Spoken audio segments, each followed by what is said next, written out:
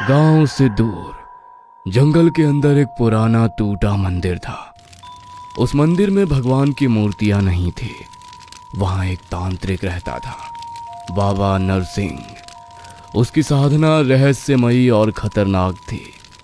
उसे लोग अंध सिद्धि बाबा कहते थे। एक काली विद्या जो मनचाही चीज तो देती थी, लेकिन आत्मा की कीमत पर। एक रात सदानंद उस तांत्रिक के पास पहुंचा। बाबा जैसे पहले से ही उसकी प्रतीक्षा कर रहे थे।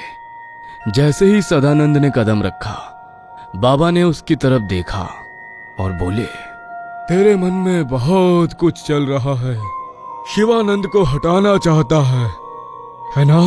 सदानंद चौंक कर बोला, आपको कैसे पता? मेरे पास आए हर किसी के मन की बात मैं जानता हूं। ऐसे ही कोई मुझे याद नहीं करता। पर सुन, ये रास्ता आसान नहीं।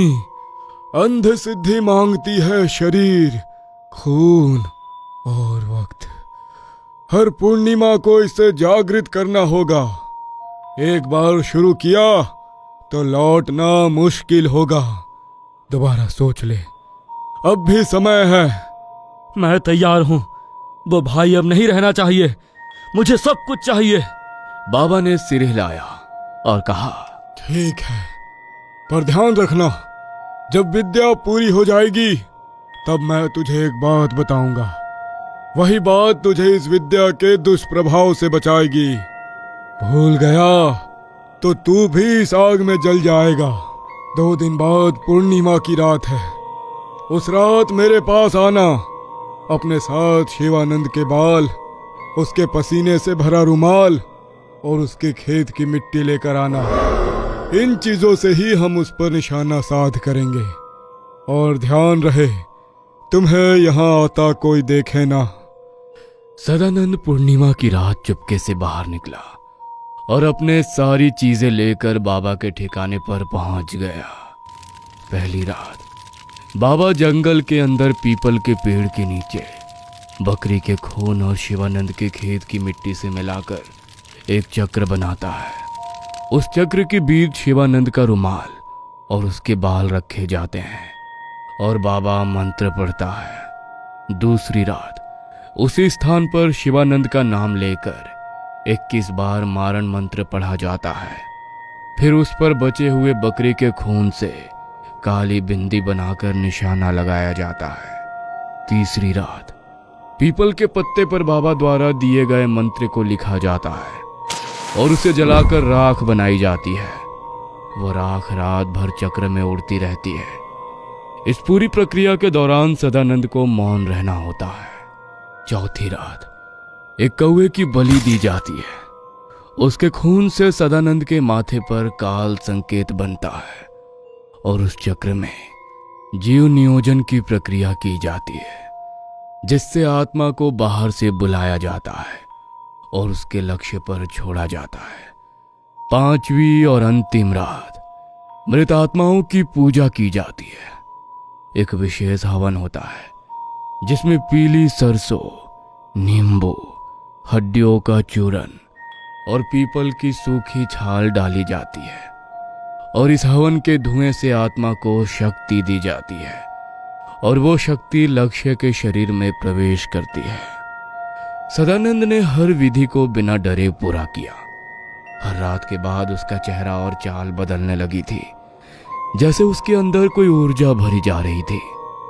जब 5वीं रात पूरी हुई, बाबा ने उसे एक जरूरी बात बताई। अब तुझ में अंध सिद्धि की विद्या आ गई है।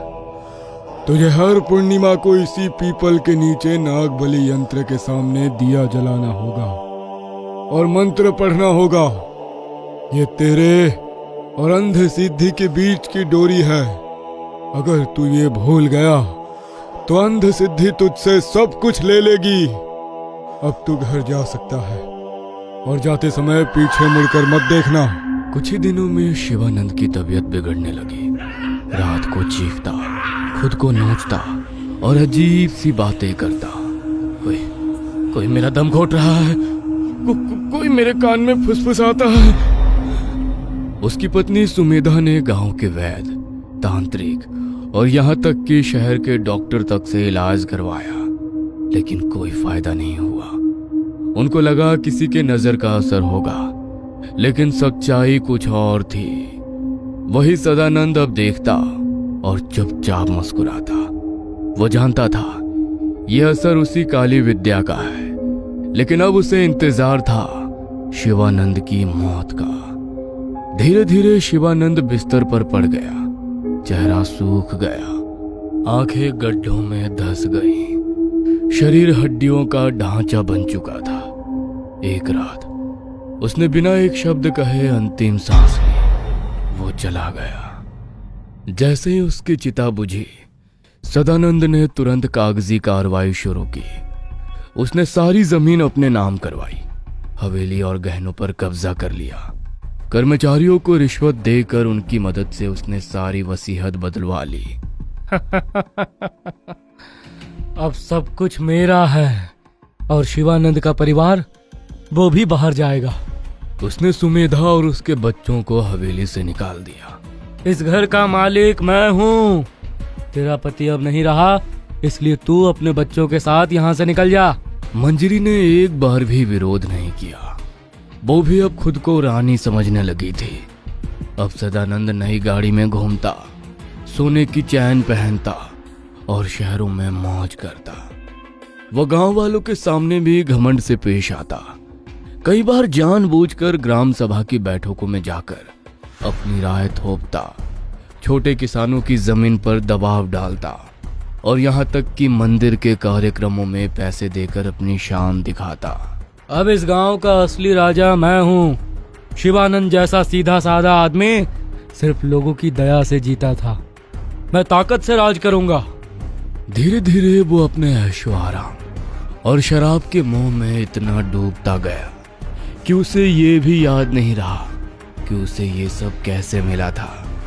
पूर्णिमा दर पूर्णिमा बीतती गई, लेकिन पीपल के नीचे दिया जलाना और नाग बलि यंत्र की पूजा सब छूटता गया। बाबा नरसिंह की चेतावनी अब बस एक भूली हुई बात थी और अंध सिद्धि इंतजार कर रही थी अपने हिस्से के लिए।